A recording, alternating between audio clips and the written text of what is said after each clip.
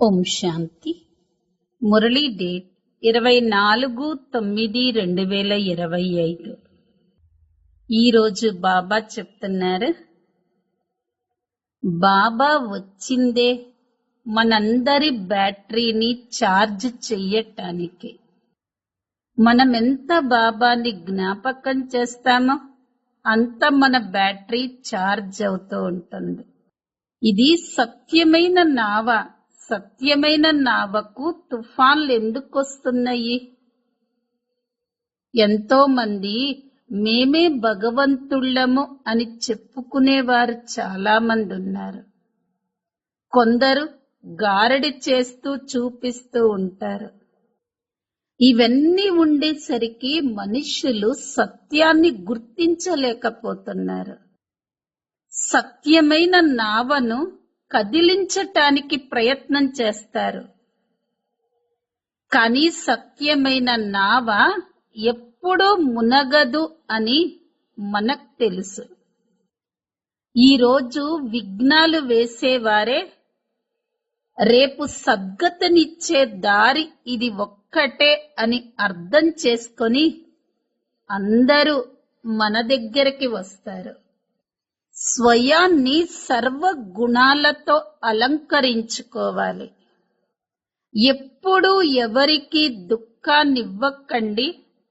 అందరికీ సుఖం పొందే మార్గం చూపించండి. మొత్తం ప్రపంచమంతా శ్మశానంగా ఉంది కాబట్టి దీనిపైన మనస్సుంచుకోకూడదు. మేమిప్పుడు కొత్త ప్రపంచానికి వెళ్ళాలి అన్న స్మృతి ఉండాలి.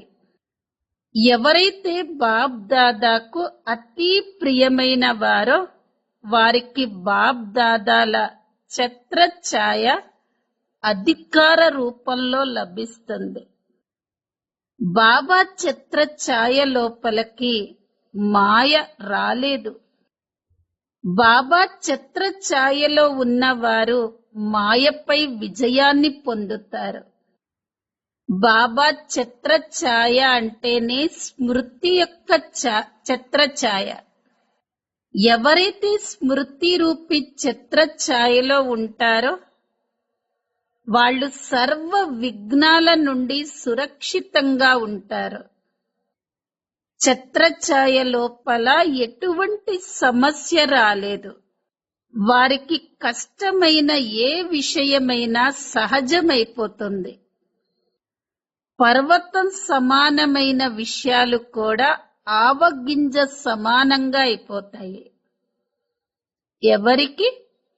బాబా యొక్క ఛత్రఛాయలో ఉండేవారికి ఏదైనా సహజంగా అయిపోతుంది. ప్రభు ప్రియులుగా, లోక ప్రియులుగా మరియు స్వయం ప్రియులుగా అయ్యేందుకు సంతుష్టత గుణాన్ని ధారణ చెయ్యాలి. ఎప్పుడైతే సంతుష్టంగా ఉంటామో మనకి మనం ప్రియులుగా అవుతాము. అందరికీ ఇష్టమైన వారిగా అవుతాము. బాబాకు ఇష్టమైన వారిగా కాగలుగుతాము. ఎవరం? మనందరం సంతుష్ట మణులం. బాబ్ దాదా ఛత్రఛాయలో ఉండే ఆత్మలం. ఈ రోజటి మధుర మహావాక్యాలు. మధురమైన పిల్లలు, మీ బ్యాటరీని ఛార్జ్ చేసేందుకు బాబా వచ్చారు. మీరు ఎంతగా స్మృతిలో ఉంటారో అంతగా బ్యాటరీ ఛార్జ్ అవుతూ ఉంటుంది. ప్రశ్న: సత్యమైన మీ నావకు తుఫాన్లు ఎందుకు వస్తాయి? జవాబు: ఎందుకంటే ఈ సమయంలో అల్పకాలికమైనవి ఎన్నో వెలువడ్డాయి. కొందరు తామే భగవంతుళ్ళమని అంటారు. కొందరు రిద్ధి సిద్ధులను చూపిస్తారు. కావుననే మనుష్యులు సత్యాన్ని గుర్తించలేకపోతున్నారు. సత్యమైన నావను కదిలించటానికి ప్రయత్నం చేస్తారు. కానీ మన సత్యమైన నావ ఎప్పుడూ మునగదు అని మీకు తెలుసు. ఈరోజు విఘ్నాలు వేసేవారు రేపు సద్గతినిచ్చే దారి ఇక్కడే లభిస్తుందని అర్థం చేసుకుంటారు. అందరూ ఇక్కడకు చేరవలసిందే. ఓం శాంతి. ఆత్మిక పిల్లలను ఉద్దేశించి బాబా చెప్తున్నారు. ఎందుకంటే ఆత్మే ఈ చెవుల ద్వారా వింటుంది. విన్నది ఆత్మలోనే ధారణ అవుతుంది. బాబా ఆత్మలో కూడా జ్ఞానం నిండి ఉంది. పిల్లలు ఈ జన్మలో ఆత్మాభిమానిగా అవ్వాలి. భక్తి మార్గపు 63 జన్మలు మీరు దేహ అభిమానంలో ఉంటారు. ఆత్మ అంటే ఏంటో అప్పుడు మీకు తెలియదు. ఆత్మ తప్పకుండా ఉంటుంది. ఆత్మనే తప్పకుండా శరీరంలోకి ప్రవేశిస్తుంది. దుఃఖాన్ని కూడా ఆత్మనే అనుభవిస్తుంది. అందుకని పతితాత్మ లేక పావనాత్మ అని ఆత్మనే అంటారు. పతిత పరమాత్మ అని ఎప్పుడూ వినలేదు. అందరిలోనూ పరమాత్మ ఉన్నట్లయితే పరమాత్మ కూడా పతితుడుగా అయి ఉండాలి. కావున ఆత్మ అభిమానిగా అవ్వటమే ముఖ్యమైన విషయం. ఆత్మ ఎంత సూక్ష్మమైనది, అందులో పాత్ర ఏ విధంగా నిండి ఉందో ఎవరికీ తెలియదు. మీరు ఈ కొత్త విషయాన్ని వింటారు. ఈ స్మృతి యాత్రను కూడా బాబానే నేర్పిస్తారు. ఇంకా ఎవరూ దీనిని నేర్పించలేరు. ఇందులో ఎంతో శ్రమ కూడా ఉంది. గడియ గడియ స్వయాన్ని ఆత్మగా భావించాలి. ఇక్కడ ఉన్న ఈ ఎమర్జెన్సీ లైట్ బ్యాటరీపై నడుస్తుంది. దీనిని మళ్ళీ ఛార్జ్ చేస్తారు. బాబా అన్నింటికన్నా పెద్ద శక్తి. ఆత్మలు ఎన్నో ఉన్నాయి. అందరూ వారి నుండే శక్తిని నింపుకోవాలి. బాబా సర్వశక్తివంతుడు. ఆత్మలైన మన యోగం బాబాతో లేకపోతే బ్యాటరీ ఎలా ఛార్జ్ అవుతుంది? బ్యాటరీలో ఉన్న శక్తి డిశ్చార్జ్ అయ్యేందుకు అర్ధకల్పం పడుతుంది. ఇప్పుడు మళ్ళీ బ్యాటరీని ఛార్జ్ చేసుకోవలసి ఉంటుంది. తమ బ్యాటరీ ఇప్పుడు డిశ్చార్జ్ అయిపోయిందని, దానిని మళ్ళీ ఛార్జ్ చేసుకోవాలి అని పిల్లలు భావిస్తారు. మరి ఇప్పుడు మళ్ళీ ఎలా ఛార్జ్ చేసుకోవాలి? కావున ఇప్పుడు నాతో యోగాన్ని జోడించండి అని బాబా అంటారు. ఇది చాలా సహజంగా అర్థం చేసుకోవలసిన విషయం. నాతో మీ బుద్ధి యోగాన్ని జోడించినట్లయితే మీ ఆత్మలో శక్తి నిండి సతో ప్రధానంగా అయిపోతుంది. చదువు సంపాదన వంటిది. స్మృతి ద్వారానే మీరు పావనంగా అవుతారు. మీ ఆయుష్ పెరుగుతుంది. మీ బ్యాటరీ ఛార్జ్ అవుతుంది. నేను బాబాను ఎంతగా స్మృతి చేస్తున్నాను అని ప్రతి ఒక్కరూ స్వయాన్ని చూసుకోవాలి. బాబాని మర్చిపోవటం వల్లనే బ్యాటరీ డిశ్చార్జ్ అవుతుంది. ఎవరికీ సత్యమైన సంబంధం లేదు. పిల్లలైన మీకే సత్యమైన సంబంధం ఉంది. బాబాని స్మృతి చెయ్యకుండా జ్యోతి ఎలా వెలుగుతుంది? జ్ఞానాన్ని కూడా ఒక్క బాబానే ఇస్తారు. జ్ఞానము పగలు అని భక్తి రాత్రి రాత్రి అని మీకు తెలుసు. రాత్రిపై వైరాగ్యం కలుగుతుంది. ఆ తర్వాత మళ్ళీ పగలు ప్రారంభమవుతుంది. ఇక రాత్రిని మర్చిపోయి పగలును స్మృతి చెయ్యండి అని బాబా అంటారు. స్వర్గం పగలు, నరకం రాత్రి. ఇప్పుడు పిల్లలైన మీరు చైతన్యంగా ఉన్నారు. ఈ శరీరము నశ్వరమైనది. ఇది మట్టితో తయారవుతుంది, మళ్ళీ మట్టిలోనే కలిసిపోతుంది. ఆత్మకు వినాశనం లేదు, కానీ ఆత్మలోని బ్యాటరీ మాత్రం డిశ్చార్జ్ అవుతుంది. ఇప్పుడు మీరు ఎంత తెలివైన వారిగా అవుతున్నారు. మీ బుద్ధి ఇంటి వైపుకు వెళ్ళిపోతుంది. మనం అక్కడ నుండి వచ్చాము. ఇక్కడ సూక్ష్మ వతనం గురించి కూడా తెలిసింది. అక్కడ 4 భుజాలు కలిగిన విష్ణువుని చూపిస్తారు. ఇక్కడ 4 భుజాలు ఉండవు. విష్ణువుకి 4 భుజాలు చూపిస్తారు. అలాగే అక్కడ బ్రహ్మ, సరస్వతి మరియు శంకరుడితో పాటు పార్వతీని కూడా చూపిస్తారు.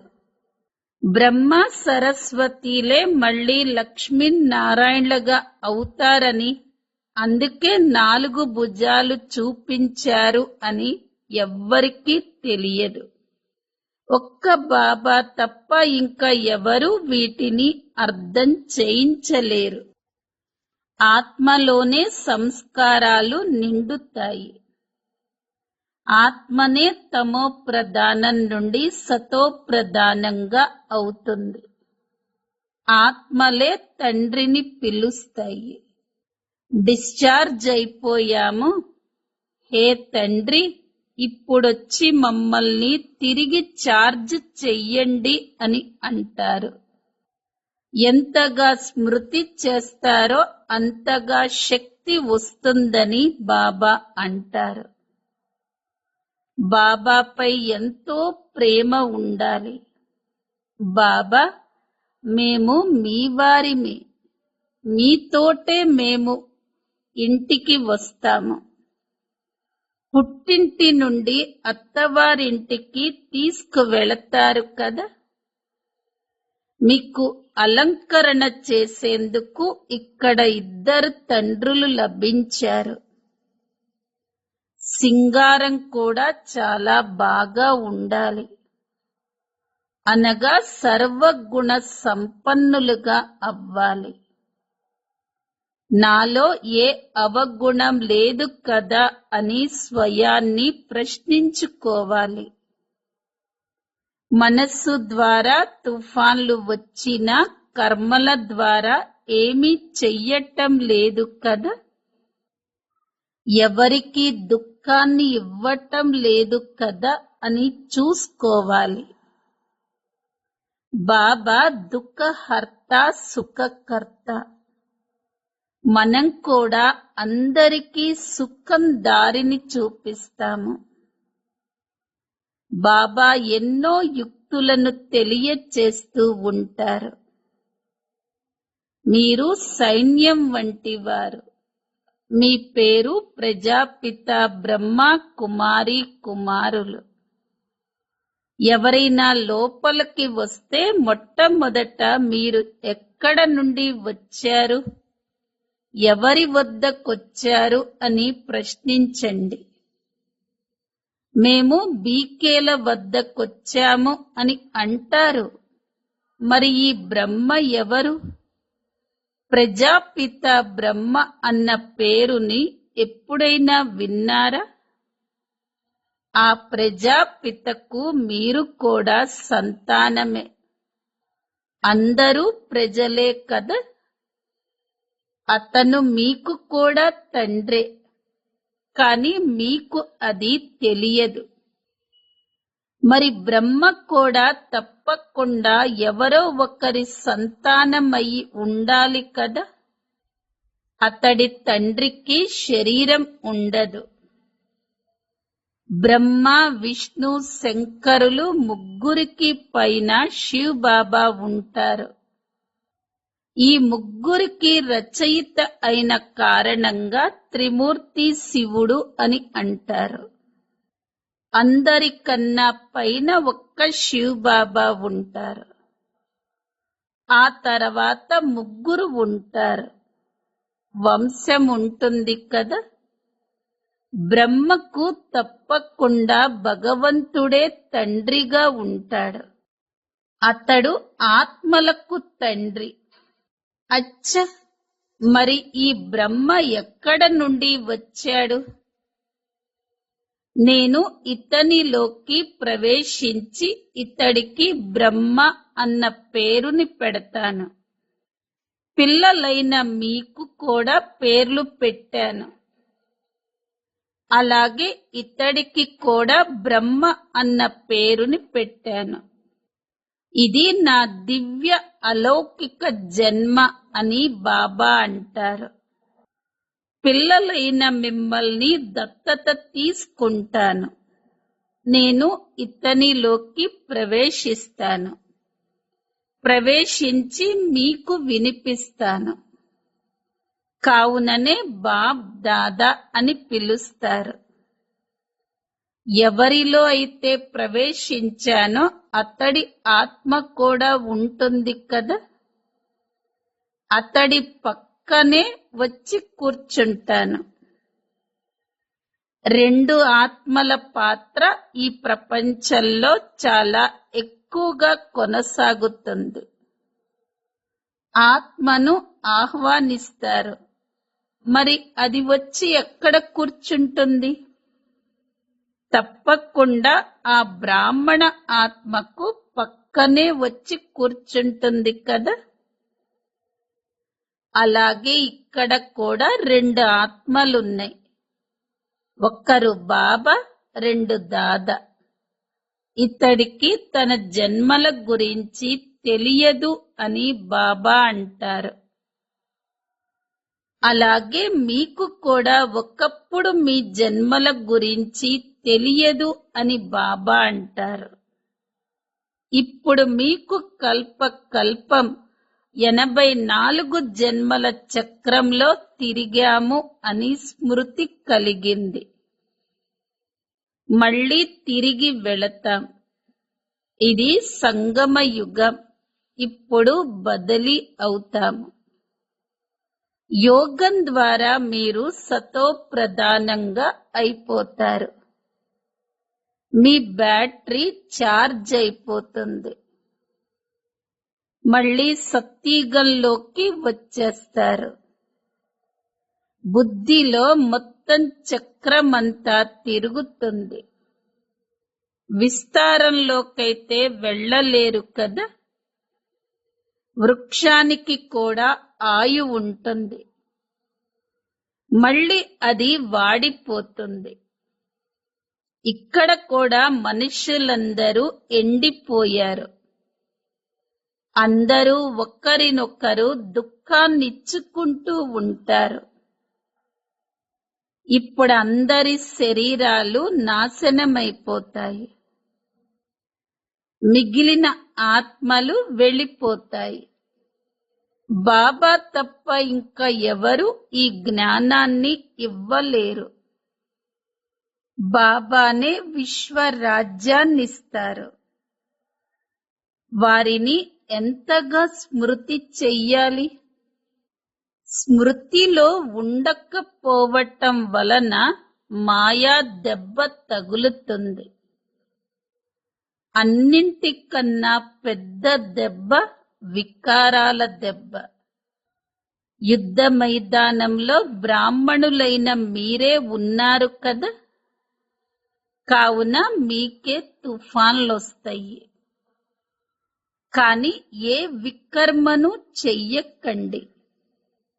వికర్మలు చేశారంటే ఓడిపోతారు.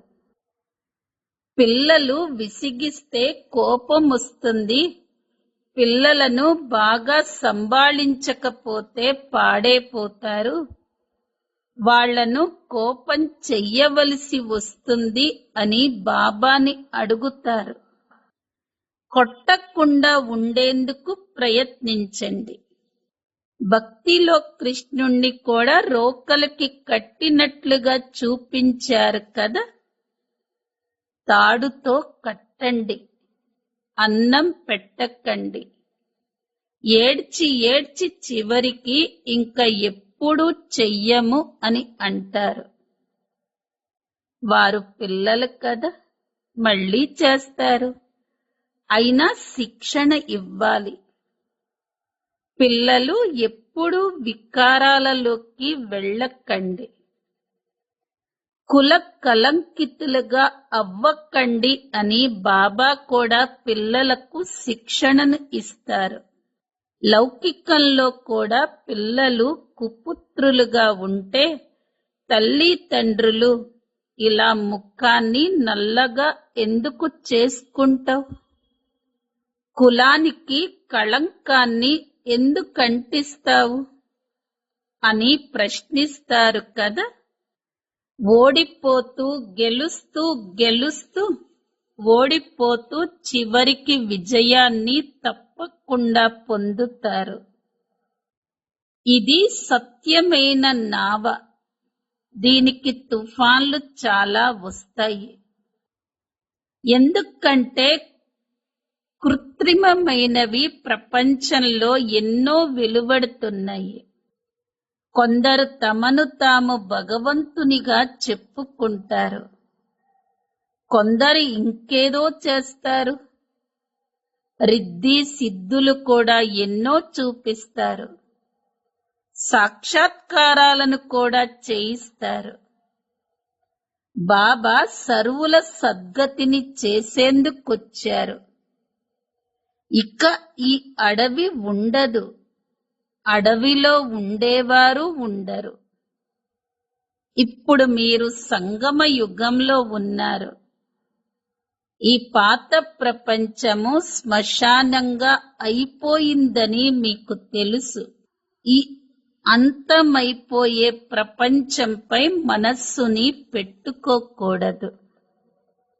ఈ ప్రపంచం అతి త్వరలో నాశనమవ్వనున్నది.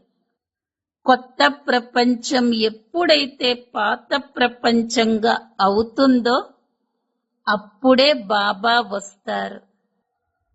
బాబాను బాగా స్మృతి చేస్తే బ్యాటరీ ఛార్జ్ అవుతుంది.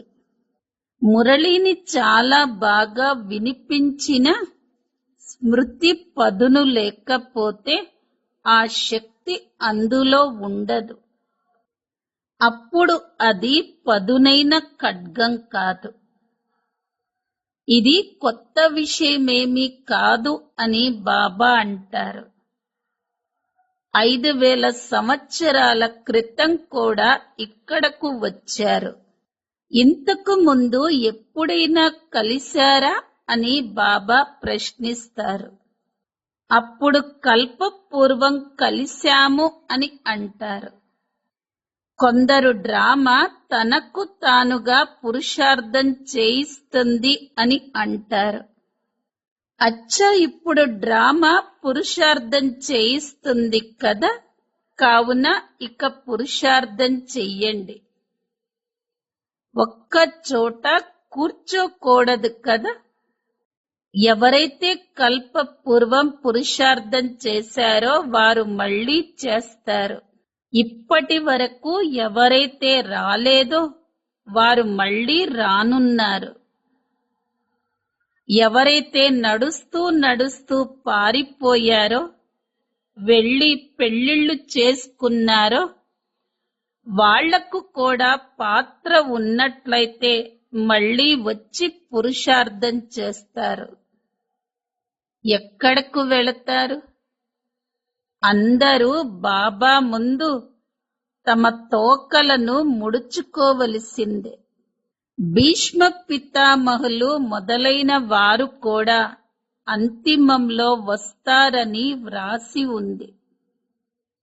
ఇప్పుడు వారికెంతో అహంకారం ఉంది. మళ్ళీ తర్వాత ఆ అహంకారమంతా పోతుంది. మీరు కూడా ప్రతి 5000 సంవత్సరాల తర్వాత పాత్రను అభినయిస్తారు. రాజ్యాన్ని తీసుకుంటారు, మళ్ళీ పోగొట్టుకుంటారు. ప్రతిదినం సెంటర్లు పెరుగుతూ ఉంటాయి. విశేషంగా దేవీ దేవతల పూజారులైన భారతవాసులకు అర్థం చేయించాలి. సత్యుగంలో దేవీ దేవత ధర్మం ఉండేది, కావున వారిని పూజిస్తారు. క్రిస్టియన్లు క్రీస్తుని మహిమ చేస్తారు. మనం ఆది సనాతన దేవీ దేవత ధర్మ మహిమను చేస్తాము. దానిని ఎవరు స్థాపించారు? వారు కృష్ణుడు స్థాపించాడు అని భావిస్తారు. కావుననే అతడిని పూజిస్తారు. మీలో కూడా నెంబర్ వారీగా ఉన్నారు. ఒక్కొక్కరు ఒక్కొక్కలాగా కష్టపడుతూ ఉంటారు. గోవర్ధన పర్వతాన్ని వేలితో ఎత్తినట్లుగా చూపించారు కదా. ఇప్పుడిది పాత ప్రపంచం. అన్ని వస్తువుల నుండి శక్తి పోయింది. ఇప్పుడు బంగారం కూడా గనుల నుండి వెలువడదు. స్వర్గంలో బంగారపు భవనాలు తయారవుతాయి. ఇప్పుడు ప్రభుత్వము ఎంతో విసుగు చెందుతుంది. ఎందుకంటే అప్పులు కట్టవలసి వస్తుంది. అక్కడ అపారమైన ధనం ఉంటుంది. గోడలపై కూడా వజ్ర వైడూర్యాలు పొదగబడి ఉంటాయి. వజ్రాలను పొదిగే అభిరుచి వారికి ఉంటుంది. అక్కడ ధనానికి లోటుండదు. అపారమైన ఖజానా ఉంటుంది. అల్లావుద్దీన్ ఆటను చూపిస్తారు కదా. దీపాన్ని రుద్దగానే మెహల్ ప్రత్యక్షమవుతుంది. ఇక్కడ కూడా దివ్య దృష్టి లభించటంతోనే స్వర్గంలోకి వెళ్ళిపోతారు. అక్కడ యువరాజులు యువరాణుల వద్ద మురళి మొదలైన వస్తువులన్నీ రత్నాలతో పొదగబడి ఉంటాయి. ఇక్కడ ఎవరైనా అలాంటి వస్తువులని ధరిస్తే దోచుకు వెళ్ళిపోతారు. కత్తితో పొడిచి కూడా తీసేసుకుంటారు. అక్కడ ఈ విషయాలేమీ ఉండవు. ఈ ప్రపంచమే దుర్గంధమయమైన పాత ప్రపంచం. ఈ లక్ష్మీనారాయణల ప్రపంచం ఎంతో అద్భుతంగా ఉండేది. అక్కడ వజ్ర వైడూర్యాలతో నిర్మితమైన భవనాలుండేవి. వారు ఒంటరిగా ఉండరు కదా. దానిని స్వర్గమని అంటారు. ఒకప్పుడు మేము తప్పకుండా స్వర్గానికి అధిపతులుగా ఉండేవారిమి అని మీకు తెలుసు. మనమే ఈ సోమనాథ మందిరాన్ని నిర్మించాము. ఒకప్పుడు నేను ఎలా ఉండేవాడిని? మళ్ళీ భక్తి మార్గంలో మందిరాలను నిర్మించి ఎలా పూజలు చేశాను అని ఇతడు భావిస్తాడు. ఆత్మకు తన 84 జన్మల జ్ఞానముంది. ఎన్నో వజ్ర వైడూర్యాలుండేవి. అవన్నీ ఇప్పుడు ఏమయ్యాయి? మెల్లమెల్లగా అన్ని అంతమైపోయాయి. ముసల్మాన్లొచ్చారు, ఎంతో దోచుకుని వెళ్లారు. ఆ వజ్రాలను తీసుకుని వెళ్లి తమ సమాధులపై అలంకరించుకున్నారు. తాజ్ మహల్ మొదలైనవి నిర్మించారు. మళ్ళీ బ్రిటిష్ ప్రభుత్వం వారు అక్కడ నుండి వాటిని తీసి తమతో తీసుకువెళ్లారు. ఇప్పుడు ఏవీ లేవు. భారతదేశం నిరుపేదగా అయిపోయింది. ఎప్పుడు అప్పులు తీసుకుంటూ ఉంటారు. ఆహార ధాన్యాలు, పంచదార ఏవీ దొరకవు. ఇప్పుడిక విశ్వాన్ని మార్చాలి. కానీ దానికి ముందు ఆత్మ బ్యాటరీని సతోప్రధానంగా చేసుకునేందుకు శక్తి నింపుకోవాలి.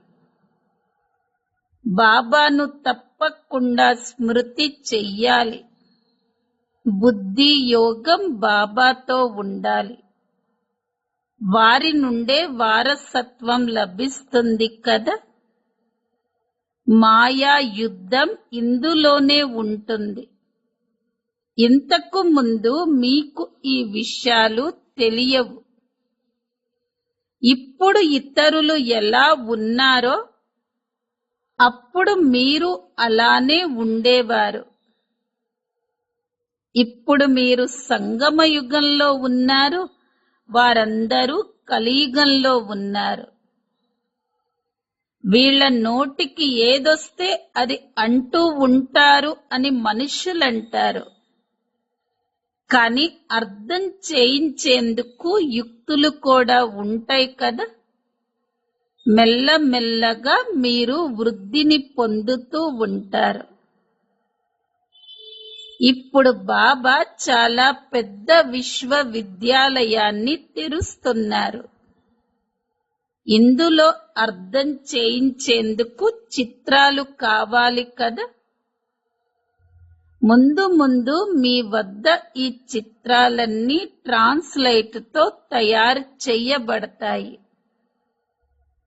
అప్పుడు మీకు అర్థం చేయించటం కూడా చాలా సులభమవుతుంది.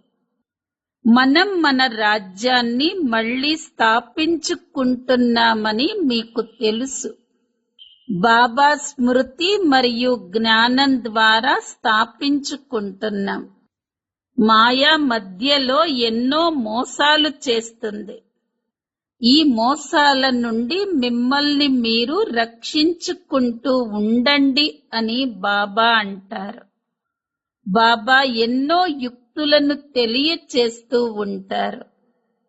బాబాను స్మృతి చెయ్యటం ద్వారా మీ వికర్మలు వినాశనమవుతాయి. మీరు ఈ లక్ష్మీనారాయణలుగా అయిపోతారు అని మాత్రమే చెప్పండి. ఈ బ్యాడ్జీలు మొదలైనవి స్వయంగా భగవంతుడే తయారు చేయించారు. కావున వీటిపై ఎంత గౌరవం ఉండాలి. అచ్చ మధురాతి మధురమైన ఆత్మిక పిల్లలకు మాతా పిత బాప్ దాదాల ప్రియ స్మృతులు మరియు గుడ్ మార్నింగ్. ఆత్మిక పిల్లలకు ఆత్మిక తండ్రి నమస్తే. ఆత్మిక పిల్లలవి ఆత్మిక తల్లి తండ్రులకు ప్రియ స్మృతులు, గుడ్ మార్నింగ్ మరియు నమస్తే. ధారణ కోసం ముఖ్య సారం. మొదటి పాయింట్, సర్వ గుణాలతో స్వయాన్ని అలంకరించుకోవాలి. ఎప్పుడూ ఎవరికీ దుఃఖాన్ని ఇవ్వకూడదు. అందరికీ సుఖం పొందే మార్గాన్ని చూపించాలి. రెండో పాయింట్, మొత్తం ప్రపంచమంతా శ్మశానంగా ఉంది. కావున దీనిపై మనస్సుని పెట్టుకోకూడదు. మేమిప్పుడు కొత్త ప్రపంచంలోకి వెళ్ళాలి అన్న స్మృతి ఉండాలి. వరదానం, మాయా లేక విఘ్నాల నుండి సురక్షితంగా ఉండే బాప్ దాదాల ఛత్రఛాయ యొక్క అధికారి భవ. ఎవరైతే బాప్ దాదాలకు అతి ప్రియమైన వారో వారికి బాప్ దాదాల ఛత్రఛాయ అధికార రూపంలో లభిస్తుంది. ఆ ఛత్రఛాయ లోపలికి వచ్చే శక్తి దృష్టి మాయకు కూడా ఉండదు. వారు సదా మాయపై విజయీలుగా అయిపోతారు.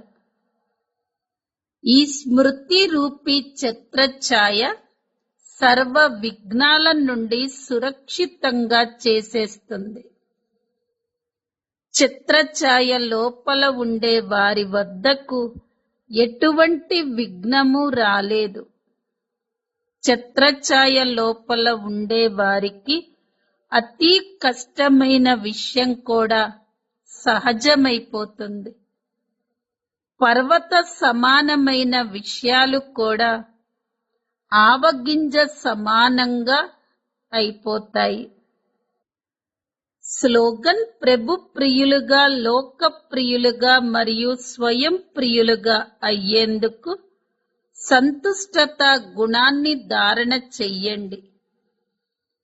అవ్యక్త ప్రేరణ పాయింట్: ఇప్పుడు లగ్నం అనే అగ్నిని ప్రజ్వలింపచేసి యోగాన్ని జ్వాలా స్వరూపంగా తయారు చెయ్యండి. విశేషంగా స్మృతి యాత్రను శక్తిశాలిగా చేసుకునేందుకు జ్ఞాన స్వరూపం యొక్క అనుభవజ్ఞులుగా అవ్వండి. శ్రేష్ఠ ఆత్మలైన మీ యొక్క శుభ వృత్తి లేక కళ్యాణ వృత్తి మరియు శక్తిశాలి వాతావరణం అనేక తప్పిస్తున్న, భ్రమిస్తున్న, పిలుస్తున్న ఆత్మలకు ఆనందం, శాంతి మరియు శక్తి అనుభూతిని కలిగిస్తుంది. ఓం శాంతి.